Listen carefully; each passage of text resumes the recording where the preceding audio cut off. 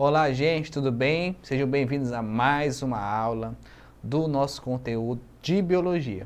É sempre importante lembrar que os demais conteúdos que estarão no Enem, você pode acessar na nossa plataforma do Eduque. Outro detalhe muito importante, lembre-se bem que lá no Enem não vai ter um tópico biologia, né?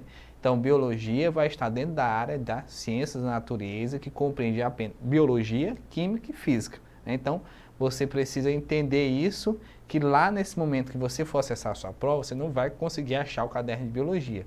Ah, e por que a gente separa? Então, por que nas aulas estão separados? É porque existe ainda um padrão que a gente utiliza do ensino médio antigo e também para ficar mais fácil de você acessar aquilo que você precisa para potencializar o seu resultado positivo na prova, tudo bem? Então é por isso que a gente divide, mas tudo bem quanto a isso. Foque nos seus estudos que vai dar tudo certo.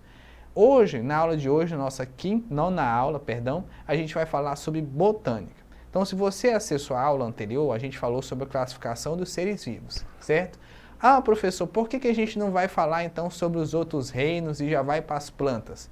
É porque a gente não tem muito tempo e a gente precisa dar um salto nessa questão aí das questões. Então, praticamente, nos Enems mais recentes, você vai ter muito mais questões relacionadas aos reinos mais complexos, como o reino das plantas e dos animais, e também por conta da importância, né? As plantas e os animais têm uma importância muito maior, digamos assim, no nosso dia a dia. É lógico que a gente tem problemas causados por bactérias, que são maneiras, a gente tem as algas que desempenham várias funções, a gente tem os fungos, que são os decompositores, muito importantes no ambiente, todos são importantes, a gente não está diminuindo.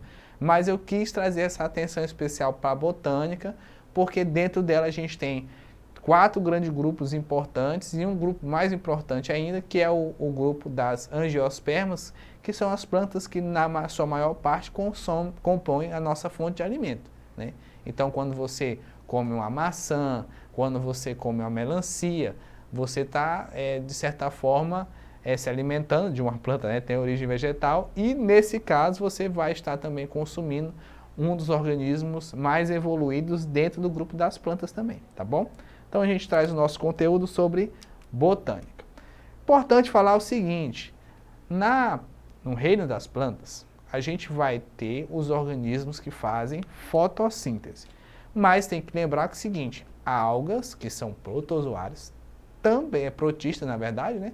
Então também realizam fotossíntese. Na aula passada, na aula 8, se você acessar lá, eu comento que por que a gente vai separar então as plantas em um grupo e as algas em outro, sendo que ambas fazem fotossíntese.